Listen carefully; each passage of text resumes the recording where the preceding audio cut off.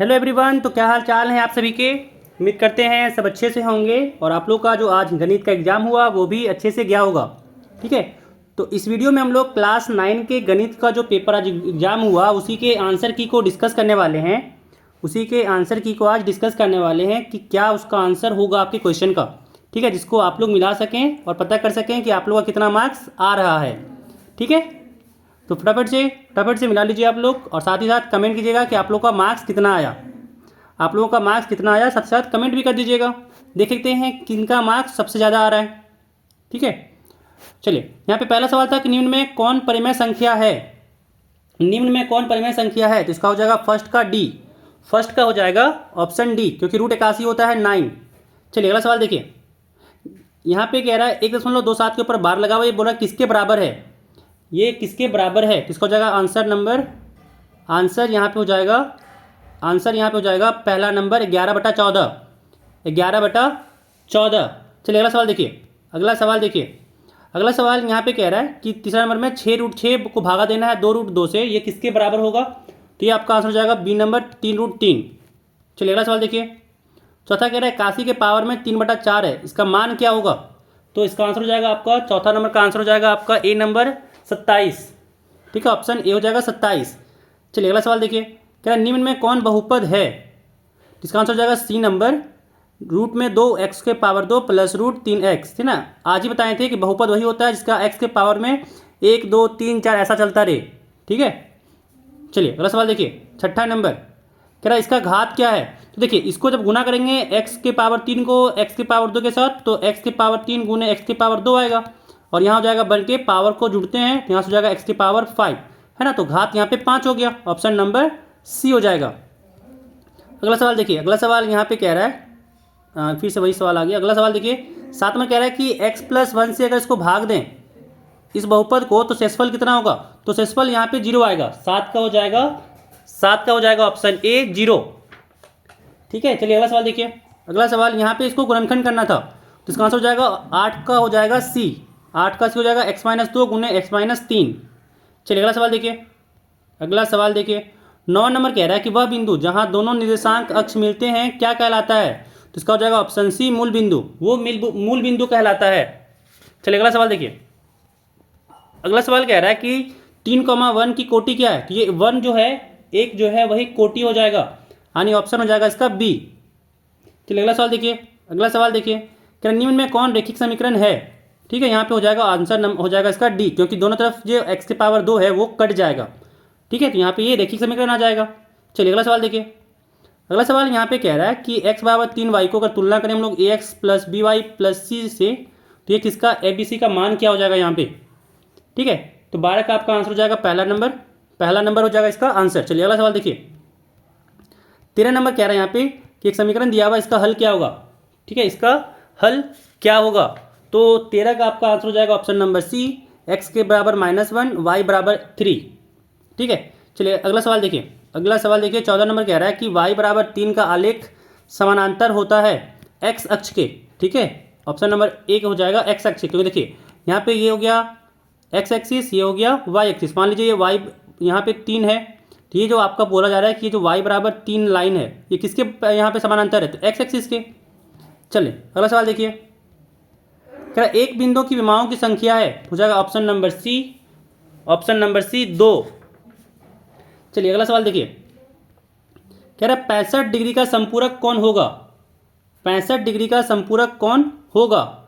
ठीक है, तो इसका आंसर 16 का आंसर हो जाएगा आपका बी नंबर 115 डिग्री। ठीक है, चलिए अगला सवाल देखिए, 17 नंबर कह रहा है आकृति में PQ जो है वो समानांतर है AB के, तो x का मान क्या होगा। तो 17 का आंसर हो जाएगा आपका बी नंबर। 17 का आपका आंसर हो जाएगा बी नंबर। चलिए अगला सवाल देखिए, कह रहा है 18 नंबर यहाँ पे कह रहा है कि जो r है वो जो कौन p के बराबर है, कौन r जो है वो कौन p के बराबर है, तो साथ में दिया हुआ है QR जो है वो 8 सेंटीमीटर है और यहाँ पे दिया हुआ है PR जो है वो 10 सेंटीमीटर है, तब PQ की लंबाई क्या होगा, तो इसका आंसर हो जाएगा आपका ऑप्शन नंबर सी 8 सेंटीमीटर। चलिए अगला सवाल देखिए, अगला सवाल यहाँ पे कह रहा है कि जो एक त्रिभुज ABC है उसमें जो कोण B है वो C के बराबर है और जो यहाँ पे कोण B है उसका 70 डिग्री दिया हुआ है मान। तो कह रहा है कोण A कितना होगा? इसका आंसर हो जाएगा A नंबर 40 डिग्री। इसका आंसर हो जाएगा A नंबर 40 डिग्री। चलिए अगला सवाल देखिए। अगला सवाल कह रहा है निम्न में कौन सा समूह त्रिभुज की तीनों भुजाएं हो सकती है? त्रिभुज की 3 भुजाएं हो सकती है।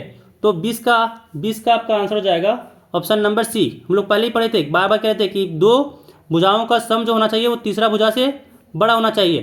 देखिए इस कंडीशन को सबको सेटिस्फाई करना चाहिए कि 2 भुजाओं का सम तीसरे से बड़ा होगा। चलिए अगला सवाल देखिए। कह रहा यदि एक त्रिभुज की कोई 2 भुजाएं और उनका अंतर्गत कोण दूसरे त्रिभुज की कोई 2 भुजाओं और उनके अंतर्गत कोण के बराबर हों तो दोनों त्रिभुज सर्वांगसम होंगे। ये हो जाएगा आपका SAS साइड एंगल साइड से। 21 का हो जाएगा A। चलिए अगला सवाल देखिए। 22 में कह रहा है कि एक वर्ग का प्रत्येक कोण होता है। एक वर्ग का प्रत्येक कोण होता है। इसका आंसर हो जाएगा C नंबर 90 डिग्री। 90 डिग्री। चलिए अगला सवाल देखिए। अगला सवाल देखिए। कह रहा है यदि त्रिभुज यदि ABC चतुर्भुज में जो A कोण है वो C के बराबर है, B कोण है वो D के बराबर है और कह रहा है यहाँ पे विकर्ण AC जो है वो BD के बराबर नहीं है, तो वह किस प्रकार का चतुर्भुज होगा? किस प्रकार का चतुर्भुज होगा? ठीक है, तो इसका आंसर हो जाएगा आपका ऑप्शन नंबर C समानांतर चतुर्भुज। समानांतर चतुर्भुज। चलिए अगला सवाल देखिए। अगला सवाल कह रहा है कि AD जो है वो त्रिभुज ABC की माध्यिका है। यदि ABC का क्षेत्रफल दिया हुआ है 32 सेंटीमीटर स्क्वायर, तो ADC का क्षेत्रफल क्या होगा? तो इसका आधा हो जाएगा 16 सेंटीमीटर स्क्वायर, क्योंकि यहाँ पे AD जो है वो माध्यिका है तो 2 बराबर भाग में बांट देगा। चलिए अगला सवाल देखिए। अगला सवाल यहाँ पे कह रहा है कि आकृति में समानांतर चतुर्भुज ABCD का क्षेत्रफल है, तो इसका आंसर हो जाएगा C नंबर DC गुने DL। चलिए अगला सवाल देखिए। अगला सवाल देखिए। कह रहा है 3 असंरेखी बिंदुओं से होकर कितने वृत्त खींचे जा सकते हैं? तो इसका आंसर हो जाएगा 1। ठीक है, 1 वृत्त खींचा जा सकता है। चलिए अगला सवाल देखिए। कह रहा है चित्र में x का मान क्या होगा? चित्र में x का मान क्या होगा? तो इसका आंसर हो जाएगा आपका option number B। Option number B 50 degree. 50 degree. ठीक है, चलिए अगला सवाल देखिए। अगला सवाल कह रहा है कि एक वृत्त की त्रिज्या 10 सेंटीमीटर है, इसके केंद्र से 8 सेंटीमीटर की दूरी पर स्थित जीवा की लंबाई क्या होगी? तो इसका आंसर हो जाएगा A नंबर 6 सेंटीमीटर। 6 सेंटीमीटर। चलिए अगला सवाल देखिए। अगला सवाल यहाँ पे कह रहा है पटरी और प्रकार की सहायता से निम्न में से किस कोण की रचना संभव नहीं है? तो जाएगा ऑप्शन नंबर C। ठीक है, चलिए अगला सवाल देखिए। कह रहा है एक समद्विबाहु समकोण त्रिभुज का क्षेत्रफल 200 सेंटीमीटर स्क्वायर है, तो इसके कर्ण की लंबाई क्या होगी? तो इसके कर्ण की लंबाई क्या होगी? ठीक है, तो इसका आंसर हो जाएगा आपका 20 सेंटीमीटर। 20 सेंटीमीटर। ठीक है, चलिए अगला सवाल देखिए। अगला सवाल देखिए। 31 कह रहा है कि 9 सेंटीमीटर, 40 सेंटीमीटर, 41 सेंटीमीटर भुजा वाले त्रिभुज का क्षेत्रफल क्या होगा? त्रिभुज का क्षेत्रफल क्या होगा? तो 31 का आपका आंसर हो जाएगा C नंबर 180 सेंटीमीटर स्क्वायर। ठीक है, चलिए अगला सवाल देखिए। कह रहा है एक घनाभ में कितने किनारे होते हैं? एक घनाभ में कितने किनारे होते हैं? तो हो जाएगा ऑप्शन D 12 किनारा होता है। चलिए अगला सवाल देखिए। कह रहा है लंबवृत्तीय शंकु का संपूर्ण पृष्ठीय क्षेत्रफल होता है, तो इसका आंसर हो जाएगा आपका C नंबर पाई R गुने L प्लस R।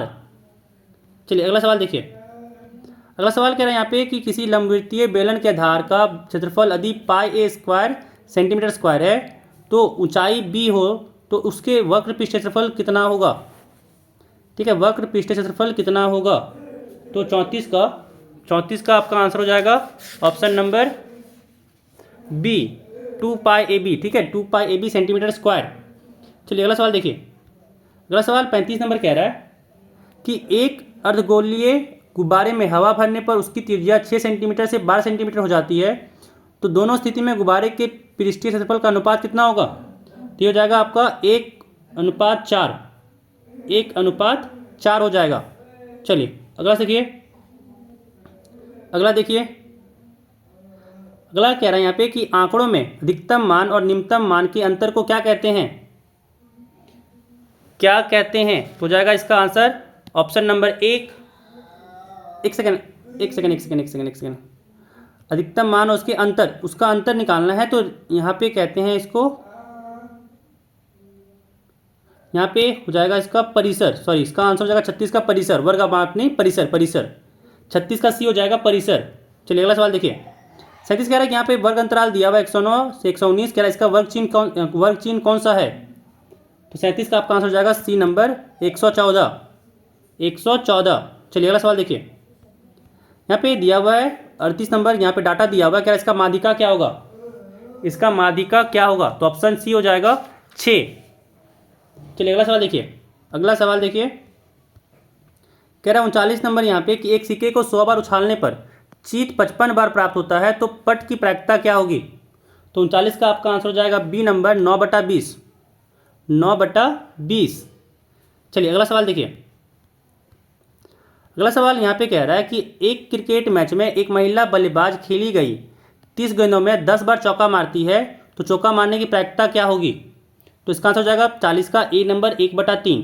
ठीक है, यहाँ पे पूरा 40 क्वेश्चन का हम लोग आंसर डिस्कस कर लिए कि क्या हुआ है ना। तो फटाफट से आप लोग कमेंट कीजिए कि आप लोगों का मार्क्स कितना बना, कमेंट करके बताइए। देखते हैं किसका सबसे ज़्यादा मार्क्स आ रहा है। ठीक है, कमेंट करके ज़रूर बताइएगा। चलिए, साथ ही साथ अगर आप हमारे चैनल पर